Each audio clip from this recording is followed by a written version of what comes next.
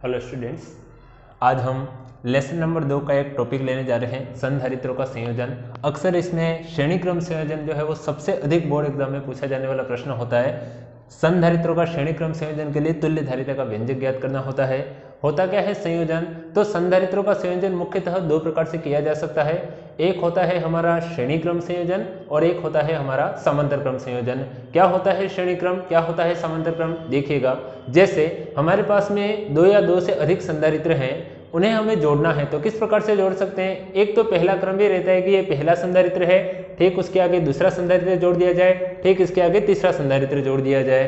तो संधारित्रों का ऐसा संयोजन जिसमें प्रत्येक संधारित्र एक के बाद में एक जुड़ता है, जैसे कि ये पहला जुड़ा, ठीक, उसके बाद में दूसरा जुड़ा, ठीक, इसके बाद में तीसरा जुड़ा। इस प्रकार से अगर संधारित्र एक के बाद एक जोड़े जाते हैं तो संधारित्रों का यह संयोजन हमारा क्या कहलाता है? श्रेणी क्रम संयोजन कहलाता है। जबकि एक दूसरा संयोजन और होता है जिसे समांतर क्रम संयोजन कहा जाता है, जिसमें सभी संधारित्र पहला है, दूसरा है और तीसरा है, इन सभी के प्रारंभिक और अंतिम बिंदु को जब एक साथ जोड़ देते हैं तो यह कहलाता है समांतर क्रम संयोजन। फिलहाल हम श्रेणी क्रम संयोजन की बात करेंगे।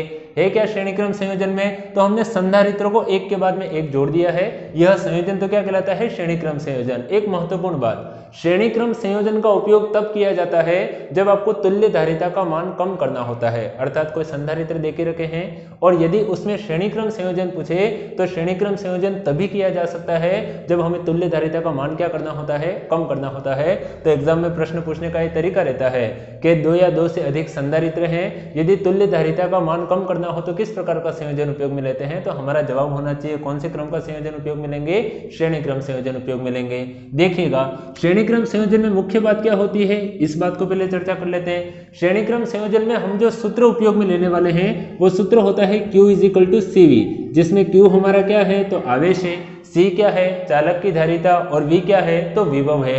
Q = CV हमारा फॉर्मूला होता है, जिसमें श्रेणी क्रम संयोजन में हमेशा हमारा विभव जो होता है वो विभाजित हो जाता है, जबकि समांतर क्रम में विभव विभाजित नहीं होता है। तो हम देख सकते हैं कि श्रेणी क्रम संयोजन में हमने विभव को विभाजित कर दिया है। विभव विभाजित हो गया तो V1 V2 V3 के पदों में लिखा गया, और इसी प्रकार से प्रत्येक संधारित्र की धारिता कितनी है? तो C1 है, C2 है और दूसरी कौन सी है? C3 है। बच कौन गया?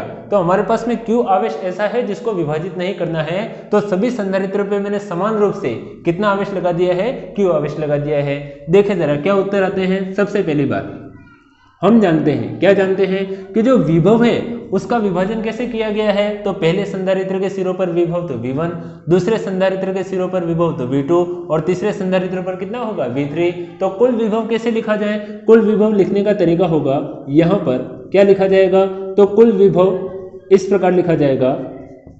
कुल विभव लिखने का तरीका रहेगा V बराबर कितना आ जाएगा? तो V1 प्लस V2 प्लस कितना उत्तर आ जाएगा? V3। हमारे पास में एक सूत्र चल रहा है Q = CV।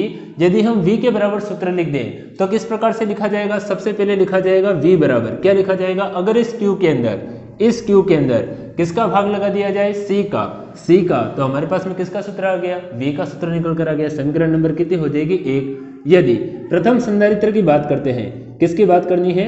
प्रथम संधारित्र की। तो प्रथम संधारित्र के लिए हमारा उत्तर क्या आएगा? प्रथम संधारित्र के लिए लिखने का तरीका रहेगा हमारे पास में, ये रहा पहला संधारित्र, इसकी धारिता कितनी है? तो C1 है। तो यहाँ पर V बराबर फॉर्मूला आएगा Q बटे धारिता कितनी हो गई? C1। इसके सिरों पर उत्पन्न विभवांतर कितना है? तो V1। तो यहाँ पर कितना आ जाएगा? V1। समीकरण नंबर कितनी हो जाएगी हमारे पास में? 2। दूसरा क्या उत्तर निकाला जा सकता है? इसी प्रकार अगर दूसरे और तीसरे संधारित्र के लिए मान लिखना होता तो हमारे पास में क्या उत्तर आता? दूसरे संधारित्र के सिरों पर उत्पन्न विभवांतर तो V2। क्या उत्तर आता हमारे पास में? Q, और बटे में इसकी धारिता कितनी चल रही है? C2। समीकरण नंबर कितनी हो जाती? 3। दूसरा V3 अगर लिखना होता तो कैसे लिखा जाता? Q और बटे में कितना आ जाता? C3। जैसे यहाँ पर C1 है, यहाँ C2 आया, यहाँ पर कितना आ गया? C3। समीकरण नंबर कितनी हो जाएगी? 4। फ्रॉम कौन कौन सी काम में आने वाली है? तो समीकरण नंबर 1, समीकरण नंबर 2, समीकरण नंबर 3 और दूसरी कौन सी आ जाएगी? समीकरण नंबर 4 आ जाएगी। क्या काम करना है? V1, V2 और V3 का मान लेना है। कहाँ ले जाकर रख देना है? समीकरण नंबर 1 में। तो क्या उत्तर आएगा? V बराबर V1 का मान कितना लिखा जाए? तो Q बटे कितना आ जाएगा? C1 प्लस V2 का मान कितना लिखा जाए? तो Q बटे कितना आ जाएगा? C2 प्लस V3 का मान कितना लिखा जाए? तो Q बटे कितना आ जाएगा? C3। Q बटे कितना आ गया? C3।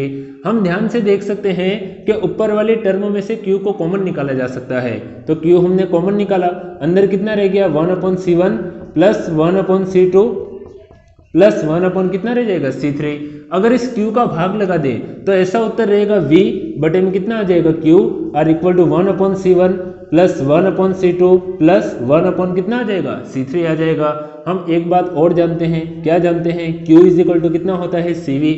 हमें कितना बनाना है तो V के अंदर Q का भाग लगाना है, तो पहले V को सेपरेट कर ले, इसके अंदर किसका भाग लगा दें तो Q का, और जो V के पास में जो C था इसको अपॉन में भेज दे तो 1 कितना आ जाएगा C, अर्थात V बटे Q जो लिखा हुआ है इसे हम किसके रूप में रिप्लेस कर सकते हैं 1/C के रूप में।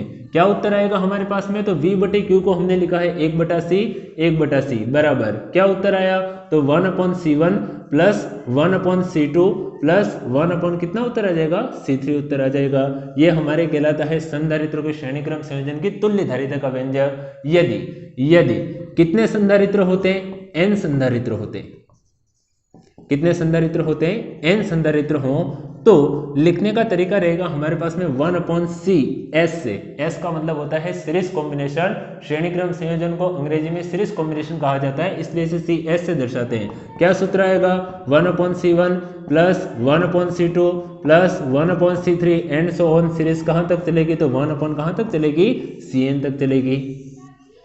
धन्यवाद आप सभी का।